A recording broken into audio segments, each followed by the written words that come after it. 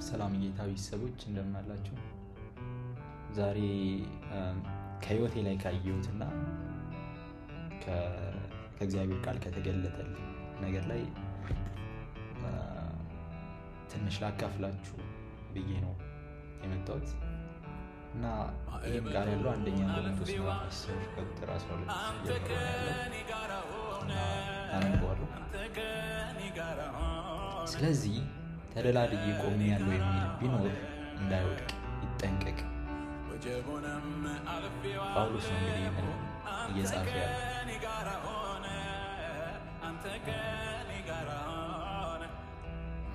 ከዚህ ላይ ምንድነው ምን ብሎ ነው እዚህ ላይ የደረሰው? ከዚህ በላይ ባሉት ጽሑፎች ላይ ጳውሎስ ሊያስረዳቸው እየሞከረ የነበረው እንዴት የእስራኤል ሕዝብ ከእግዚአብሔር እጅ በልቶ ጠጥቶ ከሰማይ በወረደ መና ከአለት በፈለቀ ምንጭ ጠጥቶ የእግዚአብሔርን ድንቅና ተአምር አይቶ ባህር ተከፍሎለት አልፎ አይቶ ይህንን ሁሉ ድንቅ የእግዚአብሔር ተአምራትን መስክሮ እንዴት ወደ ጣዖት አምላኪነት እንደወደቀ እንዴት ወደ ማጉረምረም እንደወደቀ የእስራኤል ለመግለጽ ሞክሮላቸዋል ጳውሎስ። እና በእኔ ህይወት ላይ ያየሁት ምንድን ነው? እኔ ጠንካራ ክርስቲያን ነኝ። የክርስቲያን ቤት ውስጥ ነው ያደግኩት። የእግዚአብሔርን ቃል ስማር ነው ያደግኩት። የእግዚአብሔርን ድንቅ እጅ አይቻለሁ። በመንፈሱ ተነክቻለሁ። በልሳን ተሞልቻለሁ።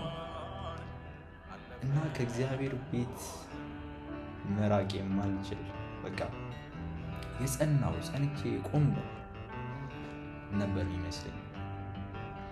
እና ጳውሎስ ሊያስጠነቅቀው የፈለገው አይነት ሰው እንደኔ አይነቱን ሰው ነው። በቃ ጸንቼ ቆሜያለሁ ብሎ የሚያስበው ማለት ነው። በቃ እኔ ምንም ቢሆን ከቶ ከእግዚአብሔር ቤት አልወጣም ብሎ የሚመካውን ሰው ማለት ነው።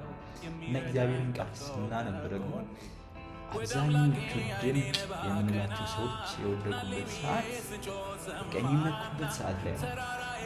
እኔ ጠንካራ በእግዚአብሔር የተወደድኩኝ በእግዚአብሔር የተመረጥኩኝ ሁሉም ነገር ያለኝ ነኝ ባሉበት ሰዓት ላይ ተዘናግተው ሲወድቁ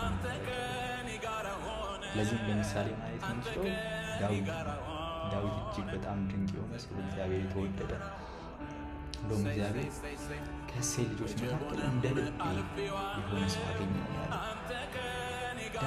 እግዚአብሔር እንደ ልቡ የሆነበት ሰው እግዚአብሔር የተመረጠ እግዚአብሔር የተወደደ ከእግዚአብሔር ድንቅ ያየ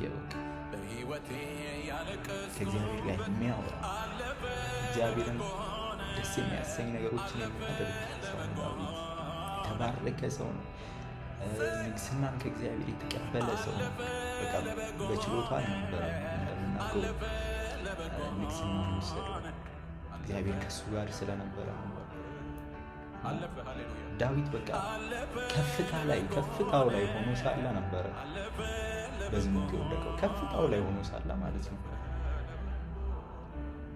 ሁሉም ነገር እያለው በእግዚአብሔር ተመርጦ ሳለ በእግዚአብሔር ተወዶ ሳለ እና እኛም እንዲህ ነው ይመስለኝ፣ እኔም እንዲህ ነው የሚመስለኝ።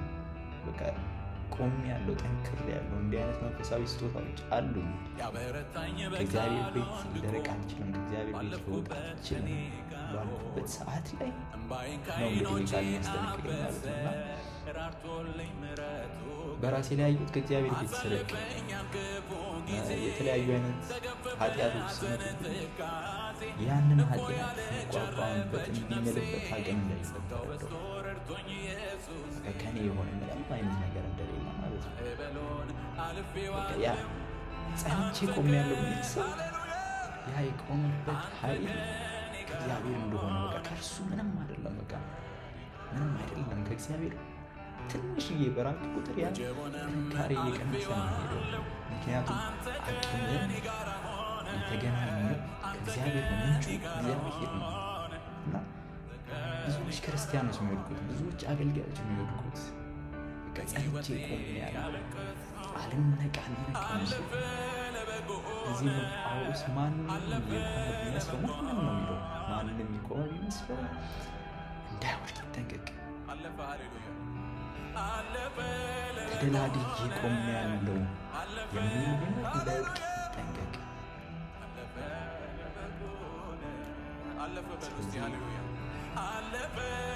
ሌላ ምሳሌ ብናደርግ ጴጥሮስን መውሰድ እንችላለን። እግዚአብሔር በዚህ ዓለም ቤተክርስቲያን መሰረታዊ ያለው ሰው ማለት ነው። በመንፈስ ተገልጦለት ክርስቶስ አንተ ጌታ እግዚአብሔር ልጅ ነህ ብሎ የተናገረ ሰው ማለት ነው። ለ3 ዓመት ክርስቶስን እየተከተለ ድንቅና ተአምራት እያየ ከእግዚአብሔር ከክርስቶስ አፍ የተማረ ሰው ነው። እንግዲህ ምን አለ ማቴዎስ ወንጌል 26:35 ላይ ከአንተ ጋር መሞት ቢያስፈልግ እንኳ ከቶ አልክድህም ሲል እንመለከተዋለን። ከቶ አልክድም፣ መሞት ቢያስፈልግ እንኳን አልክድም ያለ ሌሎችን ደቀ መዛሙርቶችን በሙሉ እንዲዋሉ። ነገር ግን ክርስቶስ የተያዘበት ምሽት እንደነበረ ማየት ትችላላችሁ። ጴጥሮስ የቆመ ነበር የመሰለው፣ ጸንቶ ተደላድሎ የቆመ ነበር የመሰለው። ለዛም ከአንተ ጋር መሞት ቢያስፈልግም ከቶ አልክድህም ብሎ ተናገረው። ግን ያ ሁኔታ ያ ችግር በመጣ ጊዜ ያ ችግር በደረሰ ጊዜ ምን ያህል ደካማ እንደሆነ ተመለከተ። እኛም እንዲህ ነን። ያ ኃጢአት ሰው ላይ የምንፈርድበት ኃጢአት ወደ እኛ ሲመጣ ምን ያህል ደካማ እንደሆነ እንረዳለን። ምን ያህል ተደላድለን የቆምን ይመስለን ራሱ ጥንቃቄ እንደሚያስፈልገን የምንረዳው ያ ሰዓት ላይ ነው። ከእግዚአብሔር ቤት መራቅ ስንጀምር፣ ከእግዚአብሔር መራቅ ስንጀምር፣ ጸሎት እያስጠላን ሲመጣ ሰዓት ላይ ነው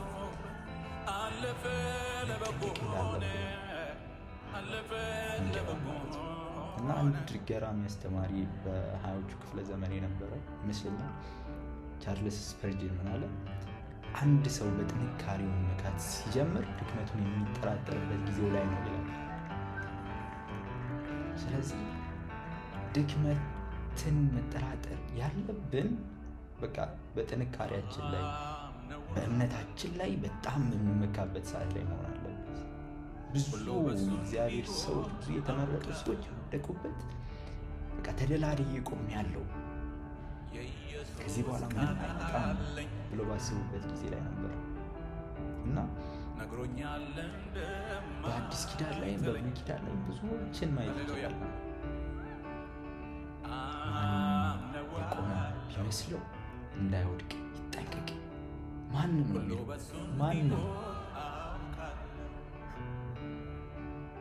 ስለዚህ እኛ ሰው ላይ የምንፈርድበትን ኃጢአት ወደ እኛ ሲመጣ ከእግዚአብሔር የሚያርቀን ሁኔታዎች ሲፈጠሩ፣ የምድራዊ ነገሮች፣ ገንዘብ፣ የቤተሰብ ነገሮች ሲመጡ የዛ ሰዓት ላይ እናያለን ደካማ እንደሆነ። እዚህም ነው ተደላድለን የቆምን ይመስለንም መጠንቀቅ እንዳለብን። ከኛ ማንም እንዳይመጣ ተስፋ አለን እንድንጠነቀቅ እግዚአብሔር ይርዳን። ይህንን ለመካፈል